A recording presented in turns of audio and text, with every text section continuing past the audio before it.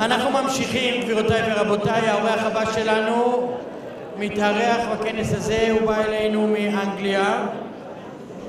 סימון ליסטר הוזמן לכאן בידי MDRT. אלון אבן חן הביא אותו לאירוע הגאלה ואמר למה שלא יישא דברים בפני המליאה של הכנס, וזה אכן רעיון טוב. סימון ליסטר הוא סוכן ביטוח מאנגליה, top of the table member ב-MDRT, איש חכם, נעים הליכות, עם חוש הומור נהדר. אני זכיתי להכיר אותו בימי הכנס הראשונים. Don't worry Simon, it's about you, but only compliments. והוא גילה הרבה סבלנות בחלקו הראשון של הכנס. הוא שמע אין ספור נאומים בעברית וחייך במקום הנכון. אז הוא התנקם בנו עכשיו למרות שיהיה תרגום מדויק. הנושא שלו הוא נאמנות הסוכן ללקוח בעיני הרגולציה שם באנגליה. And I'm honored to invite Mr. Simon Lister.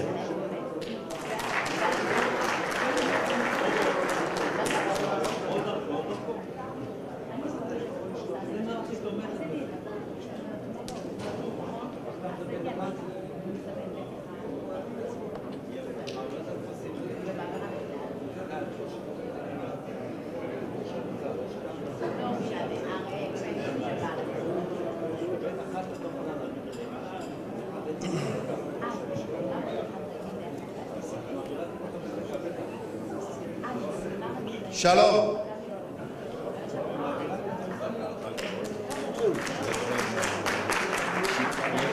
Todah. That's all I know. Good morning. I am Simon Lister from the UK.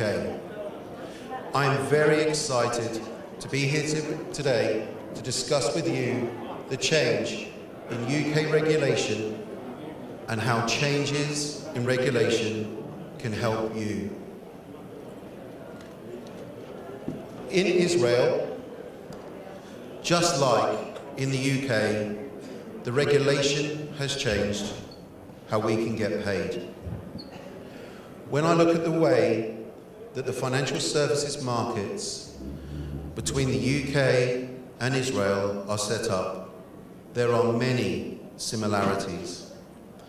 And whilst there are differences about what happened in the UK compared to Israel, the fundamentals are the same. On the 31st of December 2012, commission was completely banned in the UK if you're an insurance agent. After this date, no longer could you get paid any commission as an insurance agent for the work that you undertook for clients for any non-risk plans. We can still get paid commission for insurance products as long as they are general insurance only.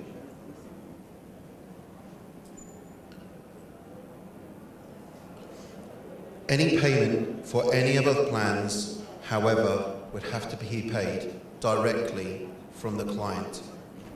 Any pension, investment, or insurance work where there is an element investment would need to be completely fee-based.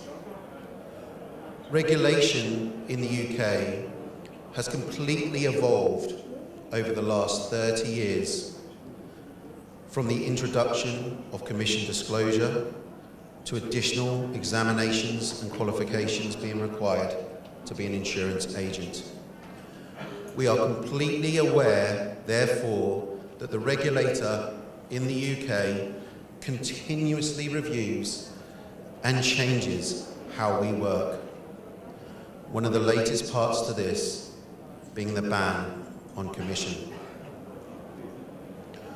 We have always taken the view that the changes imposed upon us, that the regulator, once they have made this decision to change the legislation, will not change their minds. The regulator always feels that the changes that they are making are for the best interest of the consumer. and it is very unlikely, therefore, that they will go back on this decision. We have always embraced the change in legislation, and whilst change can be cumbersome and scary, it is our view that it's very unlikely that the regulation will change, and therefore we have embraced the change and always looked for the opportunities. In our experience, the types of changes always, without a doubt, create opportunities for us. And therefore, if we embrace the change, not waste energy fighting them, we believe we will be more successful. The year after commission was banned in the UK, my practice's turnover increased by 47.3%. 5 full years on, our turnover has now tripled, and we have the same advisors today as we did back then. The only difference is we no longer receive commission. We really have used this as an opportunity to strengthen our business. A few years before commission was banned in the UK, we started charging fees and eventually became fully fee-based before commission was completely banned. We could foresee that there was a real threat to commission, and therefore we decided to take control and needed to work in a different way. We took on this challenge and feel that this was one of the best decisions that we have ever made. MDRT has been a great help in helping us to look at potential regulatory changes. In our experience, most governments look at other models around the world to get their ideas of how they wish to change the market at home. Our view is that they tend to do this by taking or evolving other concepts in other countries and implementing them in a similar way within the market that we all work in at home. The globalization of MDRT has allowed us to be on the forefront of potential changes. We have built many friends around the world because of MDRT, and when we meet at the annual meeting or converse throughout the year, this really enables us to share what is going on in our own markets. We have a great idea on what is going on in Israel, the US, Australia, New Zealand, Japan, to name but a few. Being in a situation of having a global feel of what is going on really enables us to foresee what may happen in our country. The friends and colleagues that we have built up from MDRT also gladly share with you the challenges that they faced and how they overcame them. This really gives you a head start with the planning that you need to do. Then, if certain changes come into your business or your regulatory system, you know always someone that you can call upon in order to help you. The thing I would say is if you're not a member of MDRT, it really is an investment worth making. MDRT has been instrumental in enhancing our business in so many areas. Planning within your business, whether that be as an individual advisor or at a firm level, we think is a key. We firmly believe that if it's just you or you have many advisors, that you should look to do this. We spend at least one day every quarter meeting outside of our business, working on our business, not just in it. We look at a SWOT analysis, strengths, weaknesses, opportunities and threats to overcome any challenges or look at what may come our way. This has been crucial for us in making sure that we continuously evolve our business and always be on the front foot of what we want to deliver.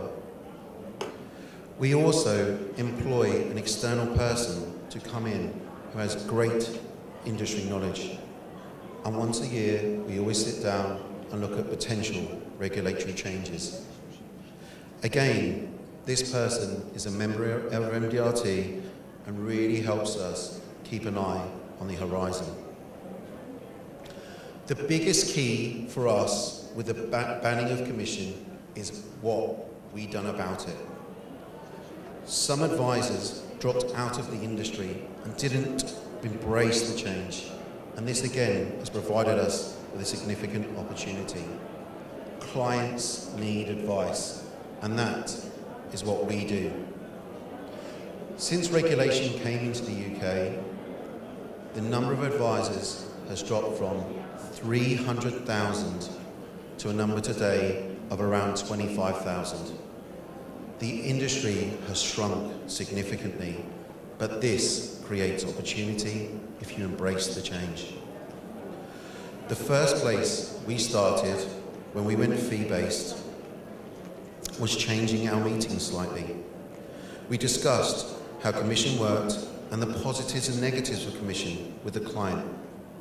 We explained that the reality is that commission is just a cost to the client, just bundled within the product, and they effectively do pay for them as it has an impact on the premium or fees of the plan. We take the clients carefully through this option, being tactful as they've been charged commission historically, and we are certainly not saying that commission is a bad thing. We're just saying fees are not as much of a change as you may think.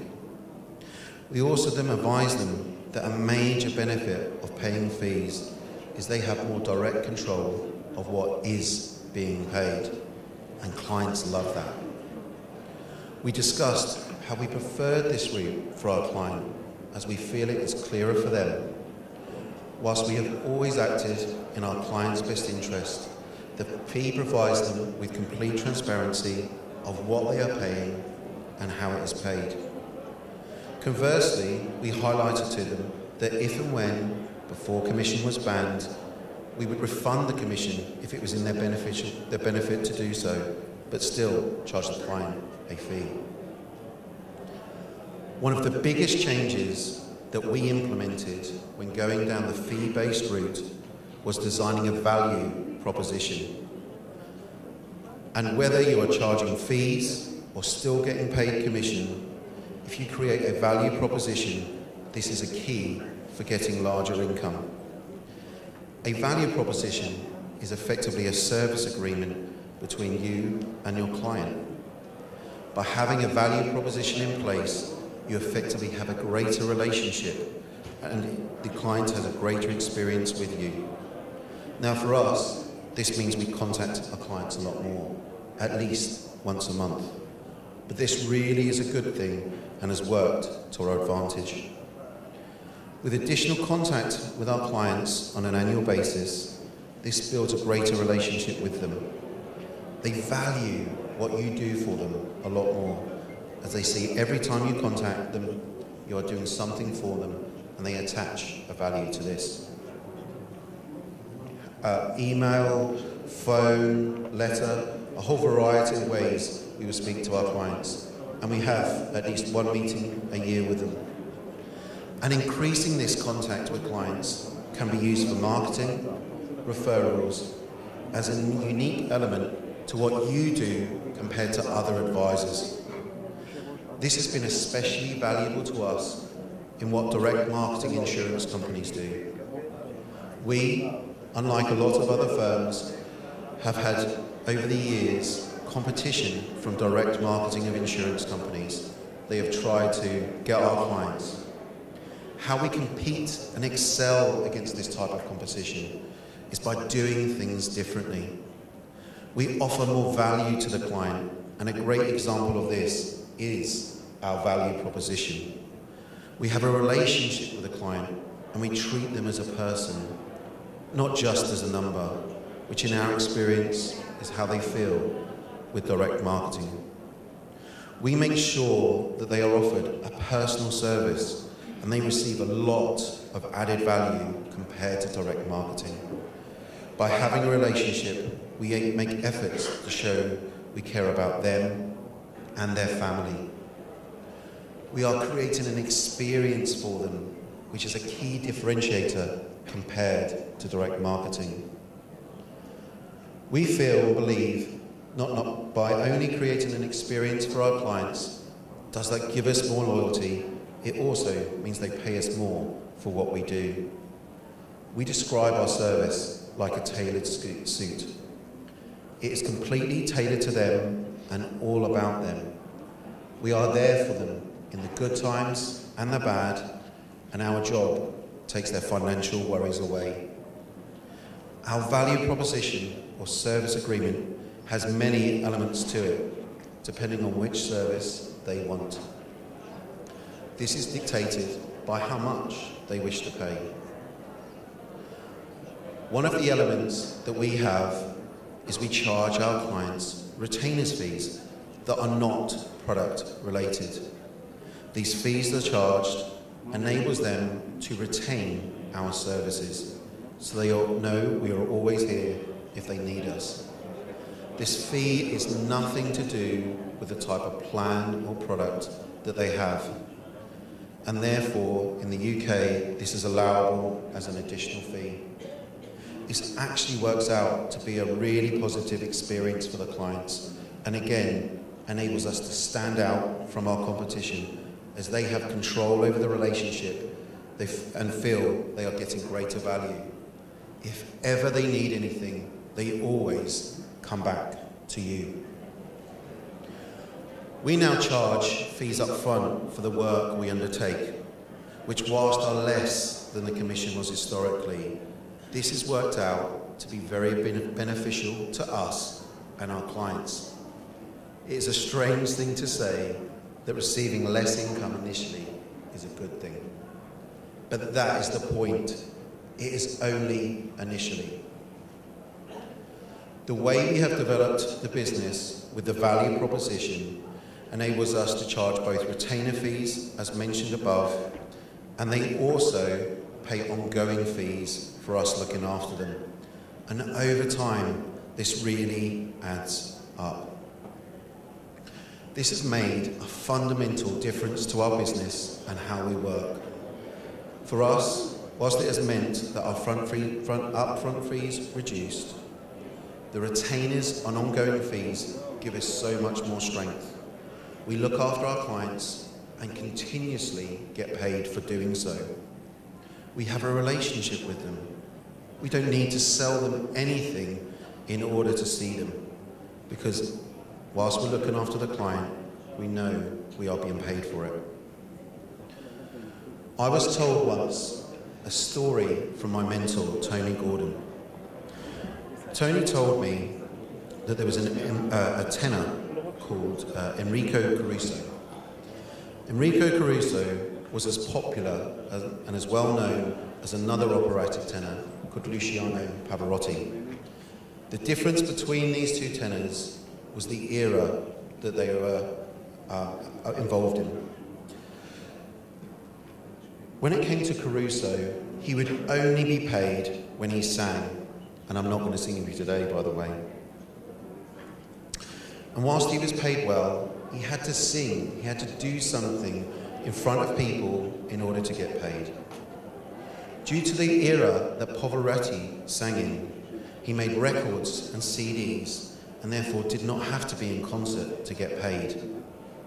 Pavarotti was born in an era of royalties. He was able to replicate his work to his fans without physically having to be there. And what this recording meant is that people could hear him and would pay him for his music, even though he wasn't there.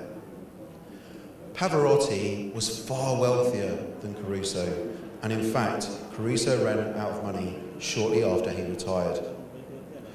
Retainer and ongoing fees are very similar to this. In the long run, if you set them up correctly, add value to your clients, your business will be far stronger and your clients far happier. The best piece of advice I can give to you as I finish my speech is embrace the change and look like us, how you can turn it into an opportunity. Ta-da.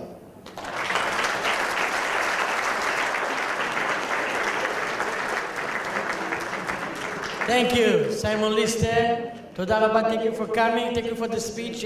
חולצות MDRT, אתם יכולים לעמוד רגע ולמחוא כפיים לעצמכם ולסיימון. ותודה רבה למועדון שסיפק לנו את ההרצאה הזאת.